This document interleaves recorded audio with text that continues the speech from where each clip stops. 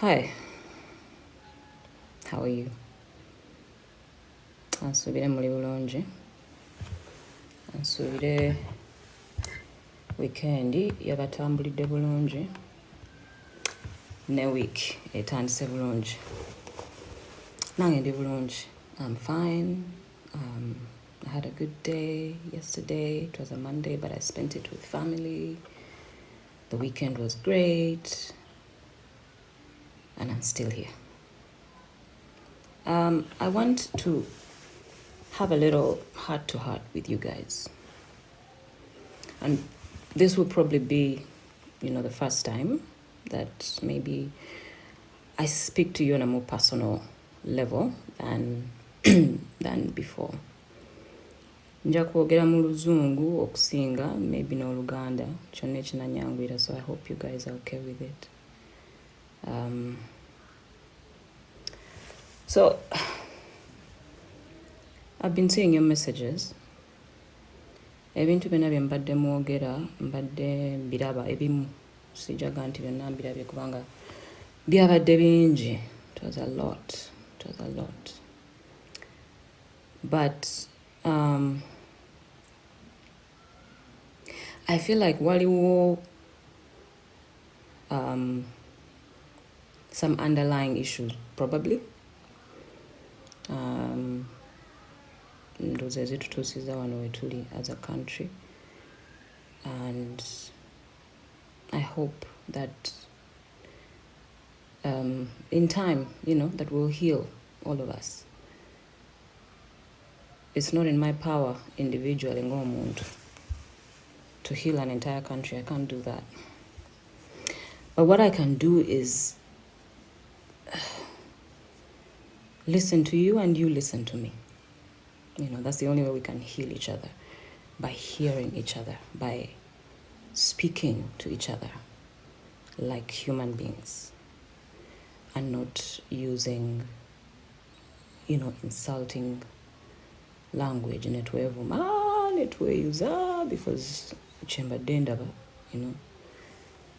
okuvuma kubadde kufuusa okuvuma, which is fine kubanga abantu babeera ne different ways of expressing their frustration. Nze omuntu ayinza okunyiiza n'ensirika, omulala n'omunyiiza n'akuvuma, omulala n'omunyiiza n'akukuba.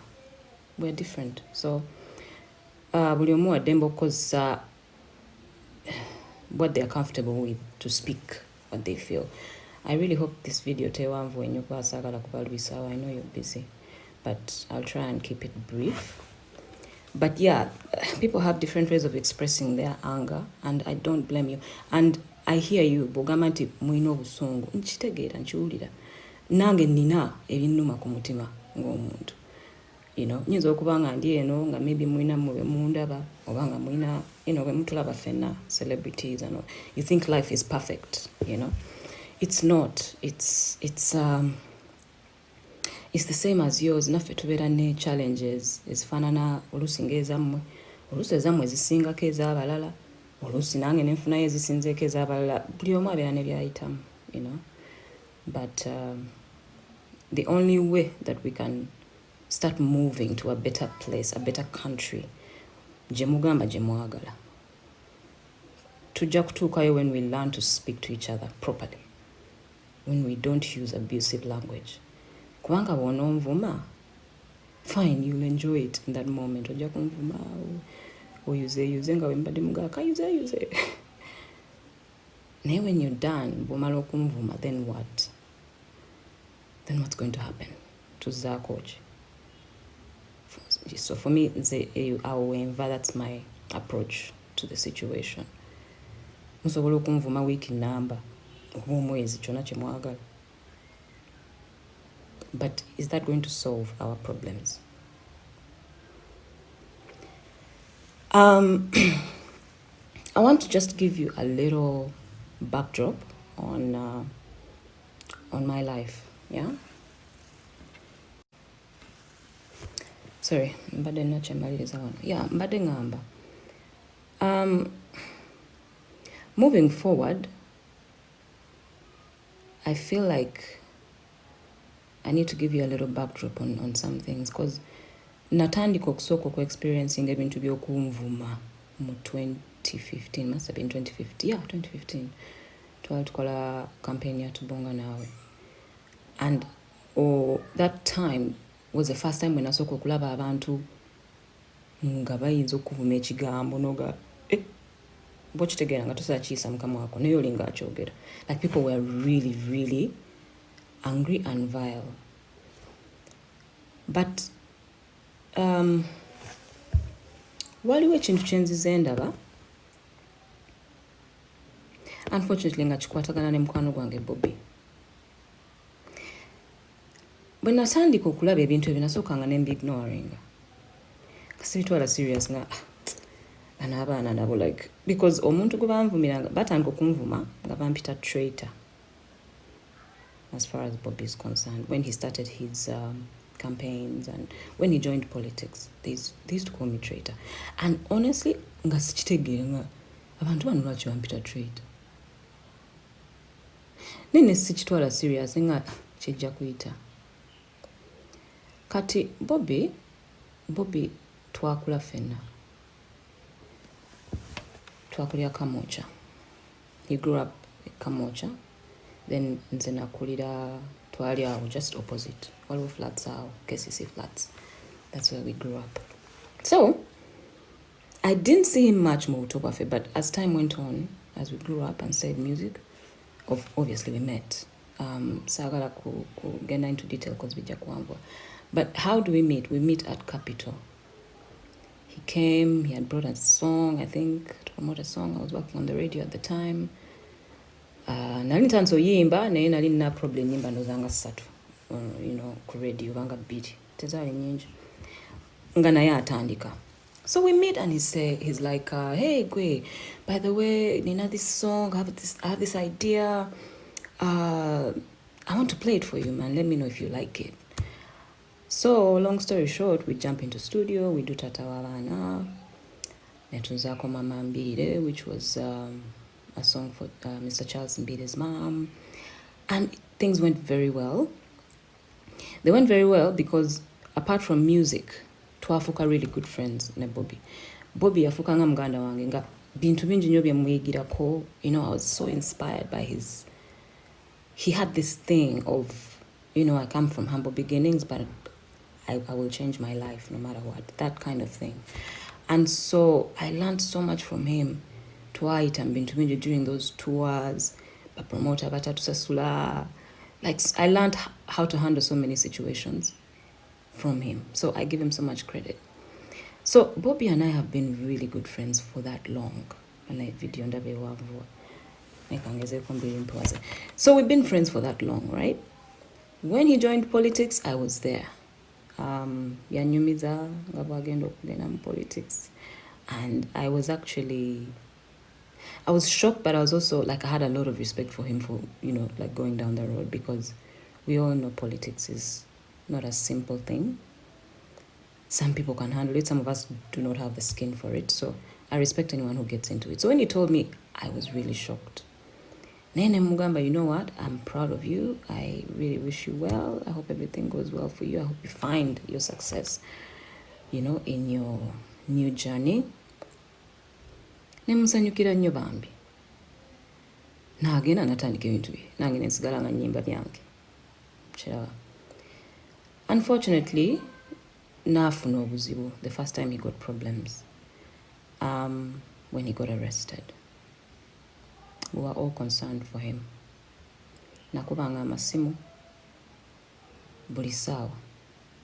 Nga bwe mbasobola okufuna Bobi nkubira Eddie yawe. Because fena twali tweralikirira, especially his friends. Nammwe abamwagala bafaani be, I know you are all concerned. Kino nkireta because waliwo omwami, I hope erinnya lyo nalyogera, I don't want to pronounce your name badly, Mordecai, I think Mordecai on Twitter. Mordecai, you made a point n'ogamba nti mukwano gwo yafuna ebizibu, you were not there for him. I was there for him. I was just as concerned as you guys were.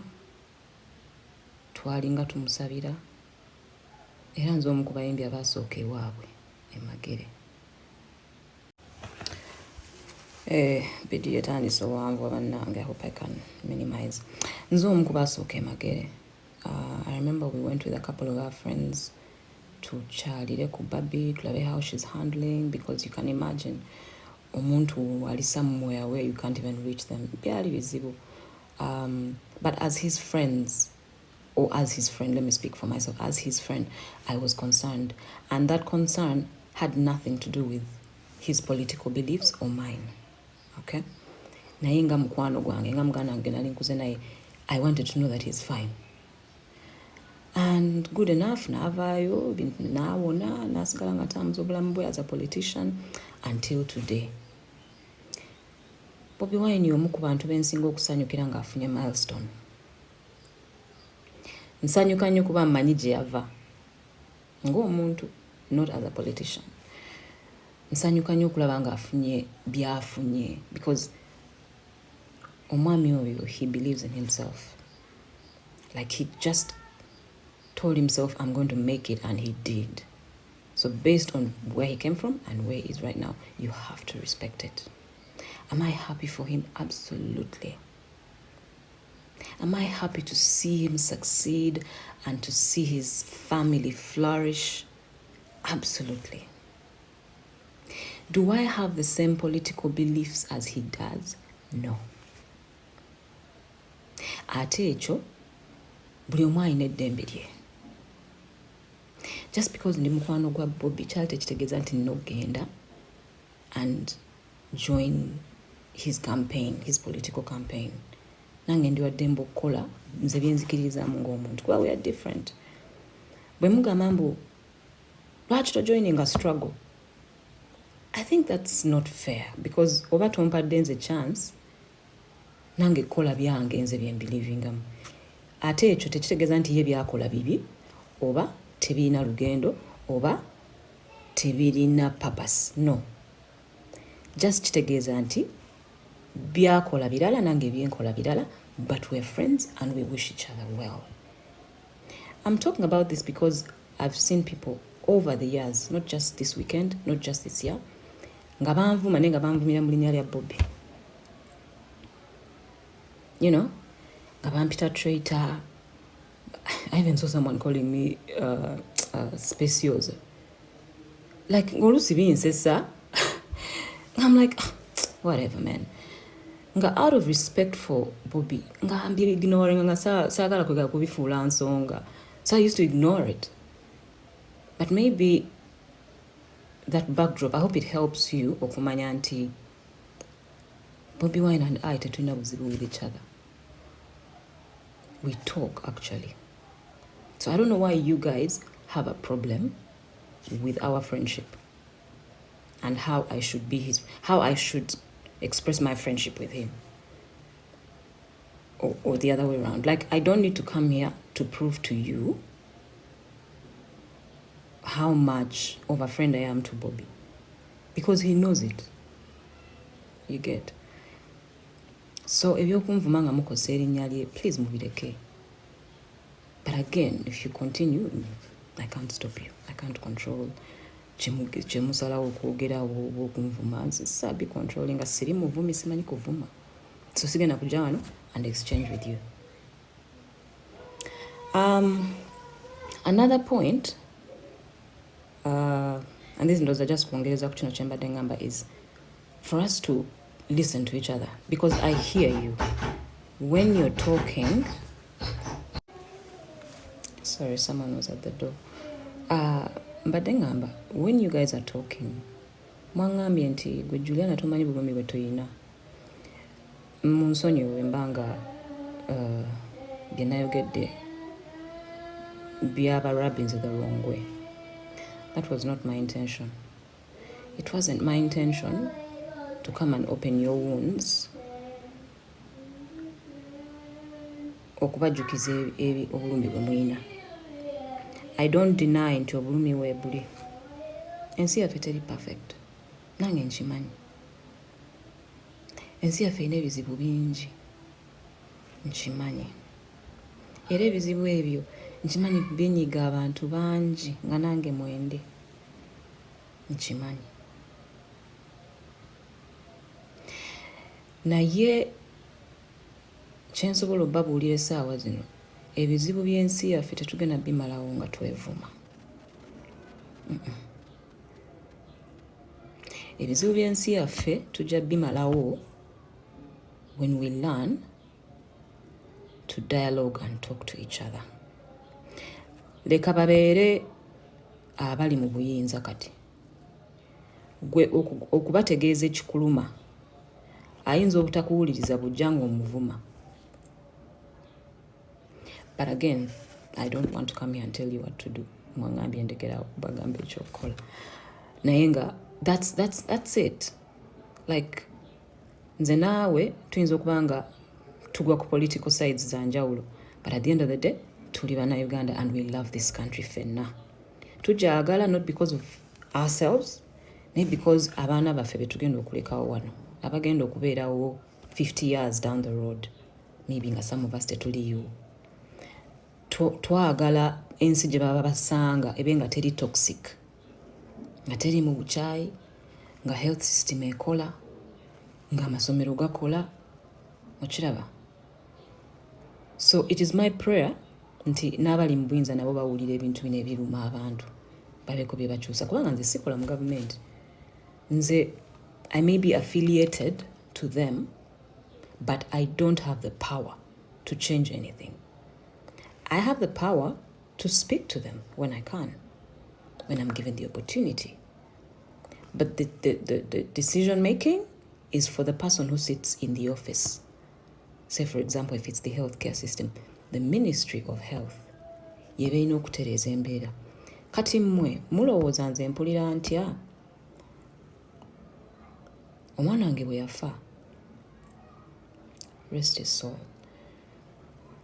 Partly why he passed was because amalwaliro gaffe mu Uganda, they couldn't cater for his needs at that time.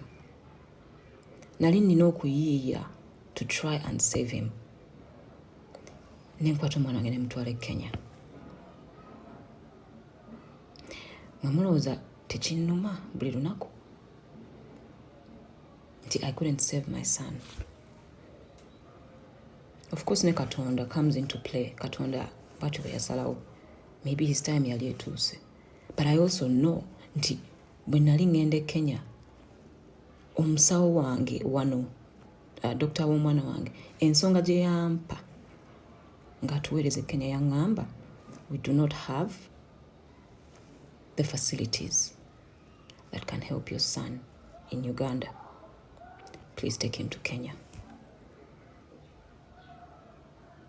I'm not going to go into the pain I have as a parent. You know, I'm not going to do that because saaba malira budde ate nzija wano mbeere nga whininga buli ebizibu byange. That's not who I am. Ebintu ebisinga byempitamu, I deal with them alone. Naye nga nange till today bwe mbirowoozaako binkaabya because I know nti maybe they could have saved him, but they were unable to. Sawa yakola buli kyasobola naye ng'ebisingawo obusobozi tabulina. Neera neebaza ne Mukama nti yansobozesa omutwala mu ddwaliro eddala, kubanga waliwo abatafuna na chance eyo bangi, you know. So the least I can say is at least he didn't die in so much pain. Maybe one day I'll tell you how he passed. But I can promise you that because I took him to a better hospital, his death wasn't as painful to watch and for him to go through. And I thank God for those small things.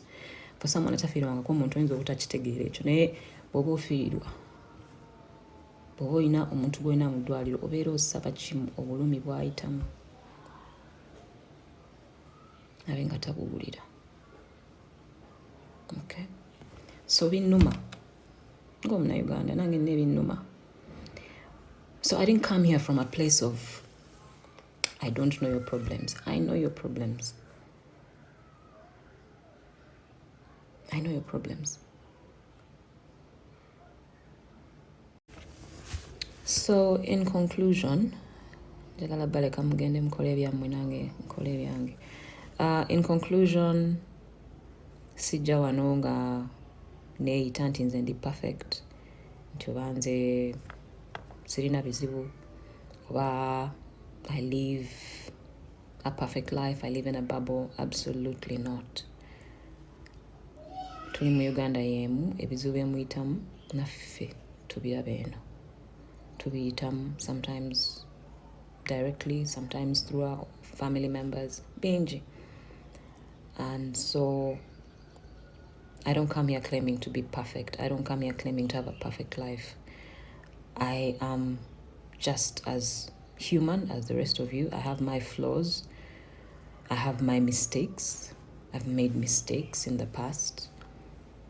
So actually, when you attack me with my past, using my past, I forgive myself for any mistake I could have made in the past. I forgive myself. And then when I forgive myself, God forgave me. So I'm a whole different person right now. The person that I was 15 years ago, I don't recognize her. I don't even know her. Because I've grown, I've changed. God has blessed me, and God has continued to elevate me. So, fenna tuyita mu nsobi okutuuka we tuli, naye nga wendi. I love this app, by the way, and I want to use it more often. I want to chat with you whenever I can. Or now in Darker Day, I want to be here, because that was actually my plan for 2024. I saw someone saying, what I do a video or promoting oluyimba lwo mukwano. In my entire career, sikolangako stunt okufuna ekintu kyonna. Sikolangako stunt okukola concert, sikolangako stunt okutunda oluyimba. Buli kimu kyenfunye mu career yange ebadde talent, ebadde team z'abantu benkola nabo, n'okusingira ddala badde Katonda, nammwe abanjagala, abambagidde, abambeereddewo. Music wange ne career yange bikuze organically over the years. I've never had to do a stunt for anything, so I don't even know how stunts are done. No disrespect for those that do stunts, bebamanyi bibakolera ndowooza, but I have never needed to do one, and I thank God for it. I thank God because success jump at day ebadde organic ngeva uwe wa Katonda, and he continues to elevate me. He continues to do wonders in my life, and I can't thank him enough. So kambaleke bannange mutambuze obulamu bwammwe, and I hope we can share. Gawe ngambye, we can share, we can talk. Wendi mbadde mugamba agenda kudduka kati yataddeyo kamu amalabule. I'll try and be here. Buli wenfuna kadde njagezaako mbachekingengako. How about that? New chapter, right? New chapters in life. Life is full of endless possibilities, and only God knows what you and I can achieve if we just get to know each other. Kale. Very bulungi. God bless you. Bye.